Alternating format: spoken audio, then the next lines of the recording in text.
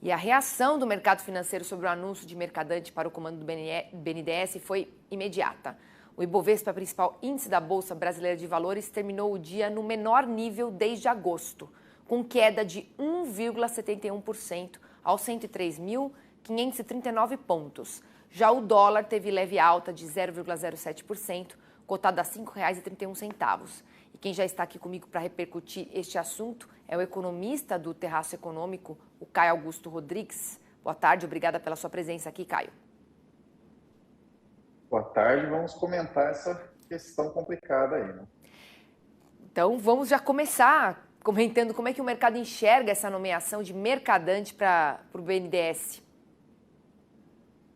É uma nomeação enxergada com péssimos olhos, porque ela passa uma sinalização muito forte de que haverá uma expansão pelo lado do crédito.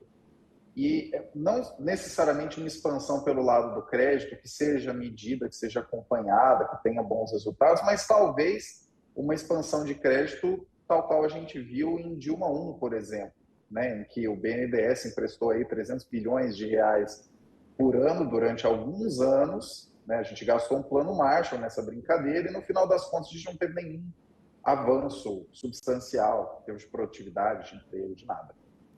E qual que é o reflexo para a política de crédito também? O grande reflexo disso é que espera-se uma expansão.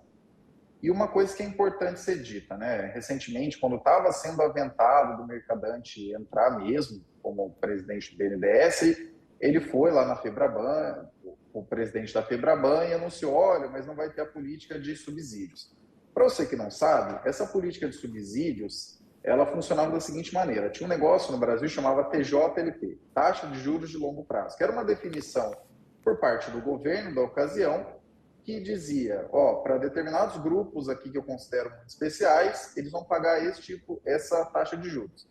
E todos os outros agentes da economia vão pagar uma taxa de juros maior para subsidiar essa operação. No governo Temer, a gente teve uma mudança. Saiu de cena a TJLP e entrou a TLP, que durante alguns anos foi tendo umas adaptações, mas hoje a TLP, que é a taxa de remuneração desses empréstimos, ela acompanha as taxas de mercado. Ou seja, com a TLP, tudo bem, você pode ter uma expansão de crédito, como se espera, né? Como está sendo anunciado de maneira bastante direta. Mas é mais problemático ainda se a gente não tiver a TLP, porque aí você vai ter uma expansão de crédito e uma expansão de crédito subsidiado.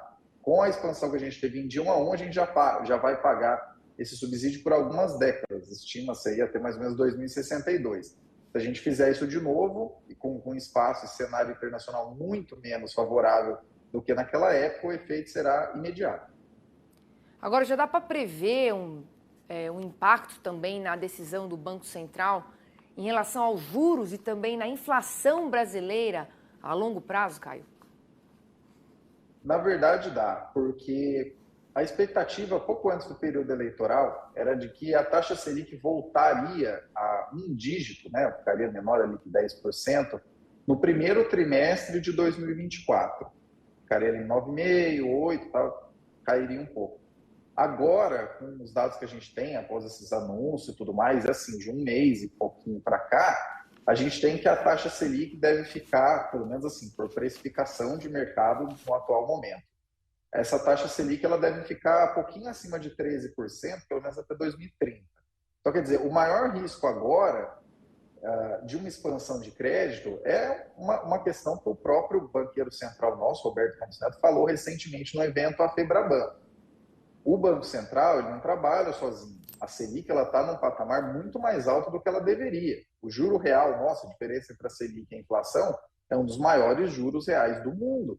E por que isso acontece? Porque, de outro lado, você tem uma fonte que vai alimentando a fogueira da inflação. Se você coloca políticas de expansão de crédito em cima de um momento em que o Banco Central está tentando reduzir a velocidade da economia para reduzir a inflação, na prática você tem que a Selic deve continuar num patamar parecido com esse. Agora, não deve subir muito mais, porque o juro real já é muito alto, isso feriria muito a economia. Mas a Selic deve continuar nesse atual patamar, se essas políticas forem de fato colocadas em prática, por muito mais tempo do que deveria. E isso machuca muito a economia real. Tá certo. Caio, obrigada aqui pela sua análise. nesse início aqui de mercado e companhia. Uma boa tarde e até a próxima. Obrigado, precisando, só chamar. Boa tarde, até a próxima.